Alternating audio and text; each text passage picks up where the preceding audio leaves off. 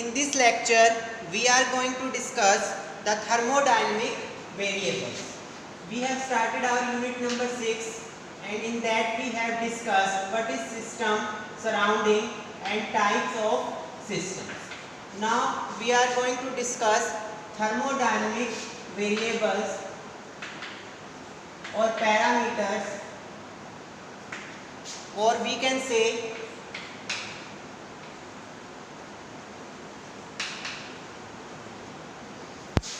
properties, thermodynamic variables, parameters या फिर properties.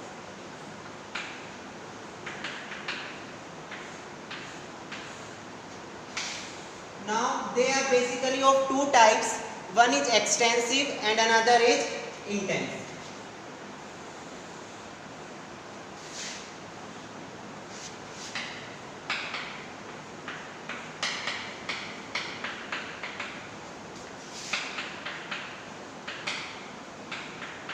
Extensive properties are those which depend on the amount of substance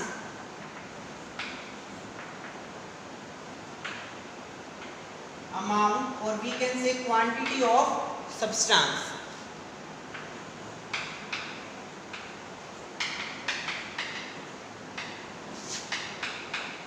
present in a system. Those are the extensive properties, and intensive are those which do not depend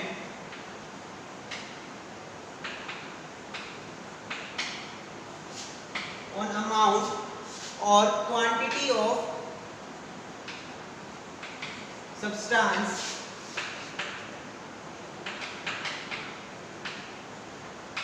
present in a system.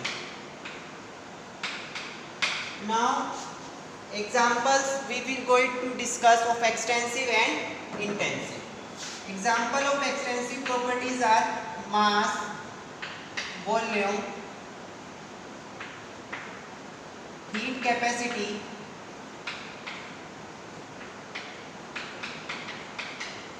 force, area,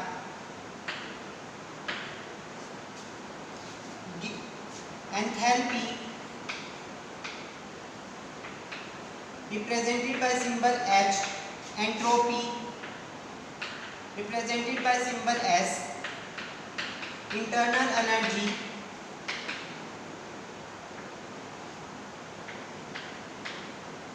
represented by symbol U, Gibbs free energy, then is the Gibbs free energy represented by symbol G.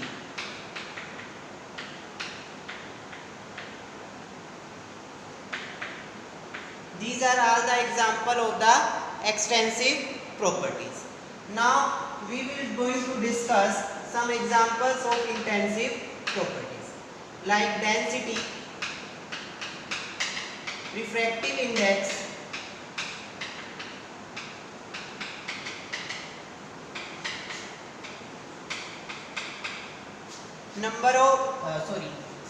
density, refractive index, pH, melting point, boiling point, electromotive force EMF, temperature, specific heat capacity,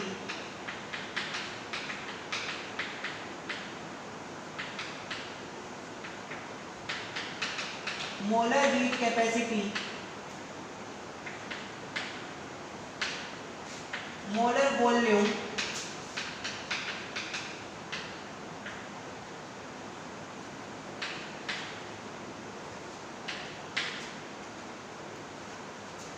these all are the examples of the intensive properties. Now here we can add one more property, that is the number of moles in extensive.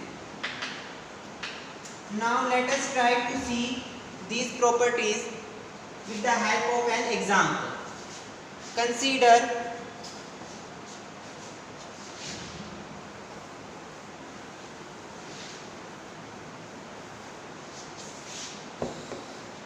मान लो हमारे पास बेटा क्या है, ये एक beaker या container जिसमें water है, इसको मैंने क्या, ये हमारा सिस्टम है जिसको हम ऑब्जर्व कर रहे हैं, इसको मैंने क्या कर दिया, दो पार्ट्स में डिवाइड।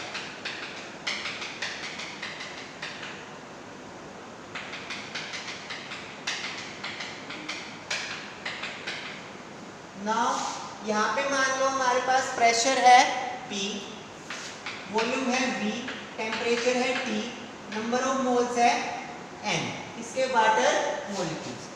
नाउ वेयर, अब मैंने इसको पार्टीशन करा दिया, एग्जैक्टली मैंने क्या कर दिया, इसको दो हाफ्स में डिवाइड करवा दिया। तो यहाँ पे देखो हमारे पास बेटा वॉल्यूम क्या होगी, हाफ, क्योंकि वॉल्यूम टोटल थी V, इसको मैंने दो पार्ट्स में डिवाइड करा दिया, वॉल्यूम होगी हाफ, नंबर ऑफ मोल्स हो गए half, but pressure and temperature they will remain the same. जो वाटर का टेम्परेचर यहाँ पे है वही यहाँ पे मान लो 27 डिग्री सेल्सियस है, तो यहाँ पे पूरे होल का भी 27 है, और हाफ करने पे भी सिर्फ अमाउंट चेंज हुई है और वॉल्यूम चेंज हुई है, टेम्परेचर को ना चेंज हो जाएगा, टेम्परेचर तो 27 ही इधर रहेगा और इधर भी 27, वही सेम रहेगा प्रेशर का। प्रेशर अगर यहाँ पे P है तो ये P इधर ही रहेगा, इधर वैसे ही अगर हम देखेंगे तो वॉल्यूम हाफ इधर हो चुकी, number of moles half, pressure P and temperature T। So in intensive property we will add one more term, that is the pressure।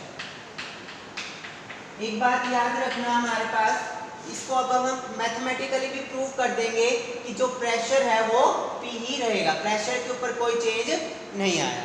We all know the ideal gas equation, PV is equal to nRT, PV is equal to nRT।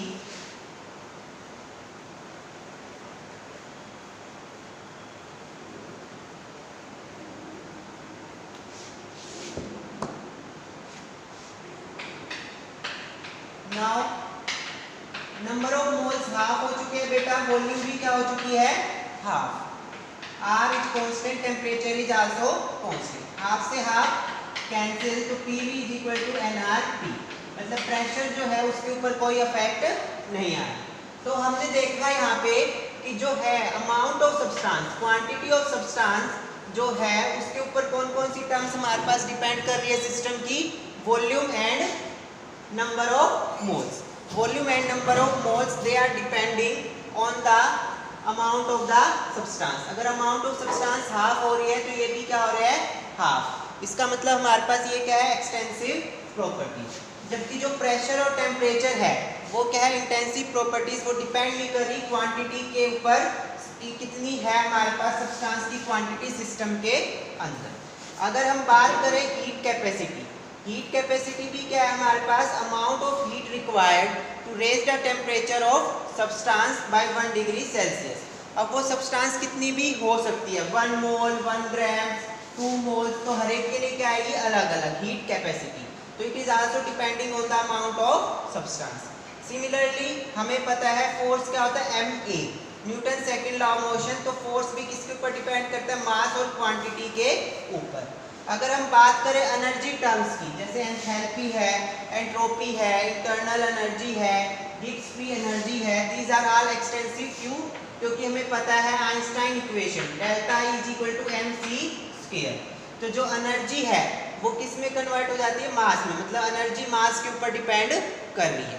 अगर मास के ऊपर depend करेगी तो इसका मतलब ये जितनी भी एनर्जी टर्म्स है, एंथैल्पी है, इंटरनल एनर्जी है, गिब्स फ्री एनर्जी है, these are all the extensive properties, ये सारी क्या होंगी, एक्सटेंसिव प्रॉपर्टीज।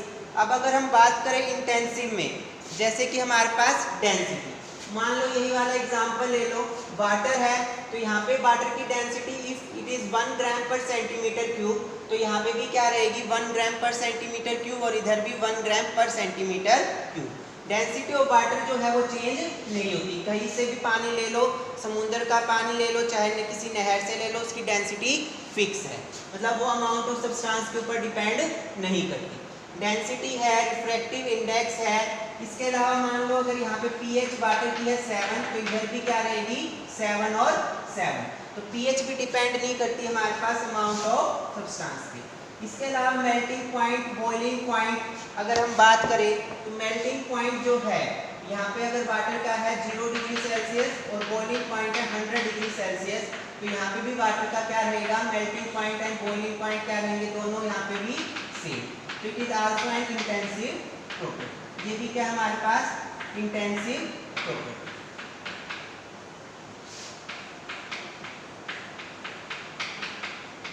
एक और कंसेप्ट ध्यान रखना, specific heat capacity and molar heat capacity. ये कई बार पूछा जाता है एग्जाम्स में कि इट इज एन एक्सटेंसिव और इंटेंसिव प्रॉपर्टी।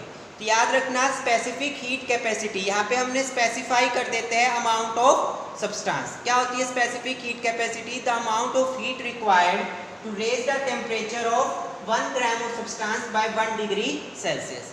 हमने स्पेसिफाई करा दिया अमाउंट ऑफ सब्सटेंस कितनी है, 1 ग्राम। तो मतलब वो डिपेंड नहीं करेगी, वो फिक्स रहेगी, 1 ग्राम के लिए इतनी है तो इतनी ही रहेगी, वो चेंज नहीं होगी। It means it is an intensive property. Similarly 1 mole के लिए अगर हम डिफाइन करें तो that is the molar heat capacity. Molar heat capacity क्या होती है, the amount of heat required to raise the temperature of 1 mole of substance by 1 degree Celsius. मतलब 1 मोल के लिए वो हमने फिक्स करा दी। वैसे ही अगर हम देखें तो हमारे पास एक और कंसेप्ट याद रखना कि दो एक्सटेंसिव प्रॉपर्टीज की जो रेशियो है, दो एक्सटेंसिव प्रॉपर्टीज की जो रेशियो है it is always an intensive property. वो हमेशा क्या होती है, एक इंटेंसिव प्रॉपर्टी होती है। Extensive by extensive it will give rise to intensive. For example, इसके बेस्ट एग्जांपल हम ले सकते हैं pressure and another is the density. Pressure क्या होता है हमारे पास, फोर्स पर unit area. Force and area are extensive while pressure is the intensive. इसी प्रकार से अगर हम देखें रो, density, mass per unit volume. Mass is the extensive, volume is the extensive, while density is the intensive property. Now we will going to discuss next topic that is the state variable and path variable. So this is all about extensive and intensive properties.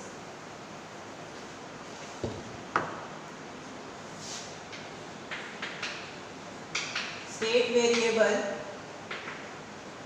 or we can say state functions.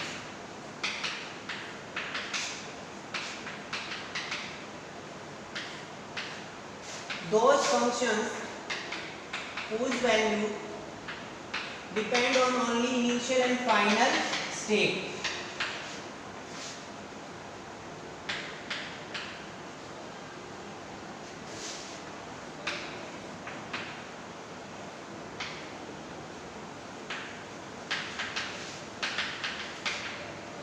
Initial and final state of system.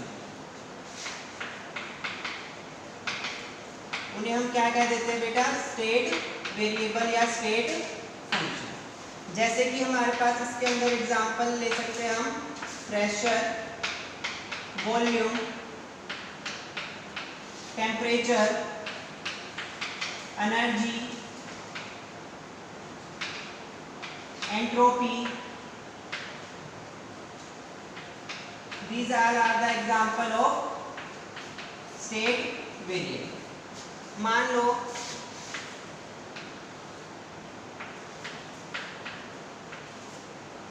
ये दो path है जिसके through मैं गया, ये मेरे पास क्या है, हमारे पास दो पाथ है मान लो जिसके थ्रू मैं जा रहा हूँ, यहाँ से इनिशियल से यहाँ पे, और एक पाथ है ये, इसकी ये 1 लेबल कर रहा हूँ मैं, इसको 2। तो यहाँ पे जो डेल्टा P होगा, change in pressure, that will be the P final minus P initial. Delta V it will be V final minus V initial. Delta E it will be final minus E initial. Delta T it will be T final minus T initial. Delta S it will be S final minus S initial. मतलब final state के ऊपर minus initial state, ये इसके ऊपर depend नहीं कर रहा कि हम किस पाथ के थ्रू जा रहे हैं, चाहे हम 1 पाथ से जाए चाहे 2 पाथ से जाए, जो चेंज इन प्रेशर होगा it would be final pressure minus initial pressure. Delta V change in volume it will be V final minus V initial. Delta E change in energy it will be del E final minus E initial. Delta T change in temperature it will be T final minus T initial and delta S. Entropy के अंदर जो change होगा it will be S final minus S initial. सिर्फ और सिर्फ final state और initial state इसके ऊपर डिपेंड करते हैं. नेक्स्ट है हमारे पास पाथ वेरिएबल या path function. Those function whose value depend on the path followed. कौन सा हमने पाथ फॉलो किया है. इसके बेस्ट एग्जांपल है work and heat. Work and heat.